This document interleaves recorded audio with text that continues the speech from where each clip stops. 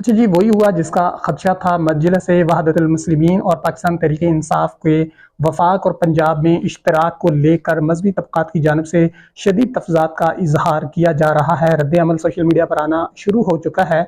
और ये चूँकि एक मजहबी तबका ऐसा भी है जिसका अहले तशय्युअ मकतब फ़िक्र के साथ शदीद तरीन नज़रियाती इख्तिलाफ है, और उसको लेकर बहुत ज़्यादा तफजात का इजहार किया जा रहा है। चूँकि पाकिस्तान तहरीक इंसाफ की अक्सरियत जो है वो सुन्नी कैंडिडेट्स पर है, और वोटर्स जो है वो पाकिस्तान का ज़ाहिर सी बात है अक्सरियत जो है सुन्नी को है की है। तो इसलिए इस चीज़ को लेकर बहुत ज़्यादा तफजात का इजहार किया जा रहा है। लेकिन याद रखें, ये इस वक्त पाकिस्तान तहरीक इंसाफ की मजबूरी थी। उनके पास कोई ऐसा पावरफुल प्लेटफॉर्म और नहीं था कि जहाँ पर जाकर डट कर खड़े हो जाएं। आपने देखा होगा कि इलेक्शन से कबल वो बैट्समैन वाला जो बंदा था, चंद ही घंटों के बाद वो बदल गया था, और उसके बाद पाकिस्तान तहरीक इंसाफ को जो है वो आज़ाद उम्मीदवार ही लड़ाने पड़े।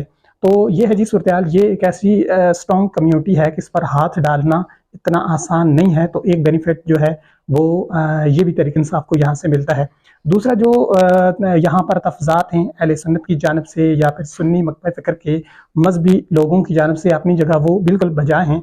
लेकिन यहाँ पर अल्लामा नासिर अब्बास साहब जो कि इस जमात के सरबराह हैं, चेयरमैन हैं, उनकी जानब से कुछ ही दिन पहले मुलाकात हुई थी खान साहब से, और उन्होंने गैर मशरूत तौर पर ये जमात इमरान खान के हवाले करने की पेशकश की थी, और ये कहा था कि मेरी जमात को आप जिस तरह चाहें इस्तेमाल कर सकते हैं, गैर मशरूत तरीके से। मतलब हमारी आपसे कोई शर्त नहीं है कि हमें ये ओहदा चाहिए, ये करना है। नहीं, हम आपसे किसी किस्म की कोई शर्त नहीं रखते, कोई आपसे डिमांड नहीं करते। आप जैसा चाहें अपने मकसद के लिए इस्तेमाल कर सकते हैं, क्योंकि आप हक के साथ खड़े हैं। अब चूंकि पाकिस्तान तहरीक इंसाफ की ये मजबूरी भी थी, रिजर्व सीटें भी हासिल करनी थी, और किसी न किसी जमात के अंदर अपने आज़ाद उम्मीदवारों को लेकर जाना भी था। चूंकि कानूनी तौर पर ऐसा फंसाया हुआ था पाकिस्तान तहरीक इंसाफ को, तो ये एक मजबूरी थी। और अब इस पर मजहबी तबकात की जानब से बाज़ लोगों का तो एक जो तहफ़्ज़ात हैं वो अपनी जगह दुरुस्त हैं, और बाज़ जो हैं वो शर पसंद भी होते हैं, जो कि ऐसी चीज़ों को लेकर वो प्रोपेगेंडा करते हैं जो कि एंटी पीटीआई हैं या एंटी इमरान हैं।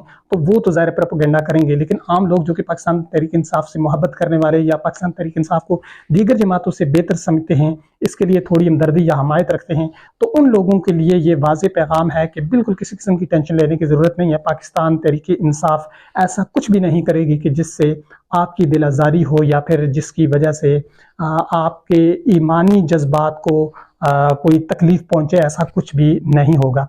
ये सिर्फ एक नाम के तौर पर इस्तेमाल होगी, कानूनी तकाज़ों को पूरा करते हुए। बाकी पाकिस्तान तहरीक इंसाफ वही है जो थी, सिर्फ कानूनी तौर पर यहाँ पर इनकी इस जमात का नाम इस्तेमाल होगा। तो इसमें किसी किस्म की टेंशन लेने की ज़रूरत नहीं है, और किसी भी किस्म की मजहबी मुनाफरत के अंदर आने की ज़रूरत नहीं है। और वैसे भी पाकिस्तान तहरीक इंसाफ जो है वो तमाम मकातब फ़िक्र, तमाम मसालक और तमाम कौमों और हर तरह के लोगों की जमात, इसके अंदर हर तरह के लोग हैं।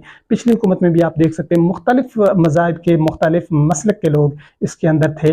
और वफाकी मजहबी उमूर के तौर पर आप देख सकते हैं कि एक मौलाना साहब थे, और इसके अलावा अहले सुन्नत वल जमात राय हक पार्टी के मौलाना मुआविया आज़म भी इसी के इत्तेहादी थे। तो ये जो तकसीम है मजहबी या मसलकी, ये पाकिस्तान तहरीक इंसाफ के अंदर है ही नहीं, और न ही कोई ऐसा काम पाकिस्तान तहरीक इंसाफ करने वाली है। चूँकि पाकिस्तान तहरीक इंसाफ के चेयरमैन और बानी इमरान खान, जिनका नाम है तहरीक इंसाफ और जिनकी वजह से वोट मिलता है तहरीक इंसाफ को, वो शख्स है कि जिसने अक़वाम मुत्तहिदा में जाकर नामूस से रिसालत का मुकदमा लड़ा है, और इस्लामोफोबिया के ख़िलाफ़ उन्होंने आवाज़ उठाई है दुनिया के सामने। और इस शख्स के से आपको बिल्कुल ऐसी तवक्को नहीं होनी चाहिए कि ये कुछ गलत करेगा, और अगर करेगा भी तो हम खुद बोलेंगे, सबसे पहले हम खुद बोलेंगे। तो प्रोपेगेंडे किसी में आने की ज़रूरत नहीं है। हम सब पाकिस्तानी जो हैं वो मिलकर चलेंगे, और जहाँ तक हमारी मजहबी जो नज़रियात का इख्तिलाफ है वो प्यार मोहब्बत से जारी रहेगा, इसी तरह दलाइल के साथ।